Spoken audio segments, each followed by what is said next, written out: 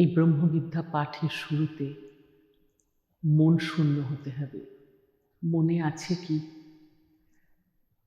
তোমার ঘরে, তোমার দোকানে, অফিসে অনেক বস্তু আছে। মনে কি আছে? বিষয়, ব্যক্তি, বস্তু সম্পর্কে মনন, চিন্তন,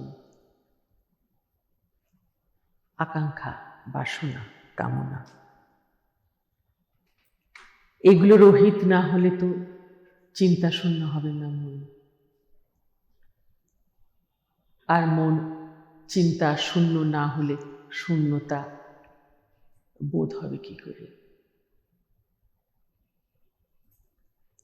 তাই শুরুবাত থটলেস স্টেট দিয়ে। বিচার শূন্য হওয়ায়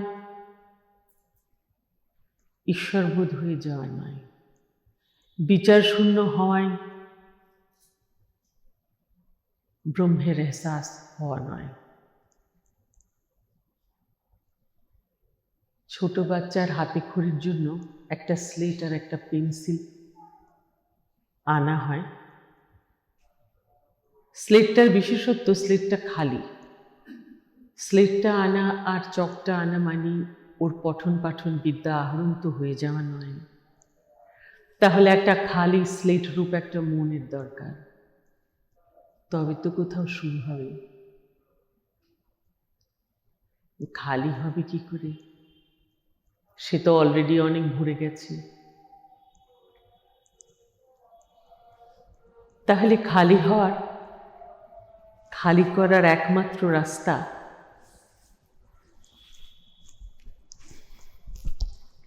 মনকে আরেক দিকে নিয়ে যাওয়া।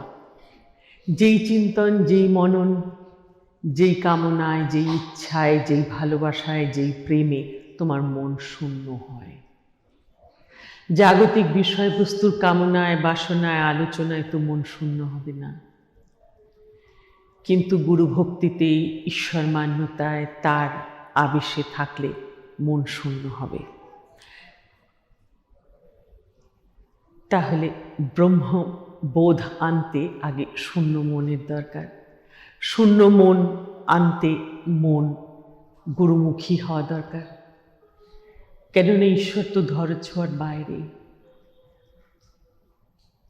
দেহে এমন একটি অবস্থার নাম গুরু, যে একটা শূন্যময়তায় অবস্থান করে, যার সান্নিধ্যে শূন্যের ছোঁয়া পাওয়া যায়, মন শান্ত হয়, স্তব্ধ হয়।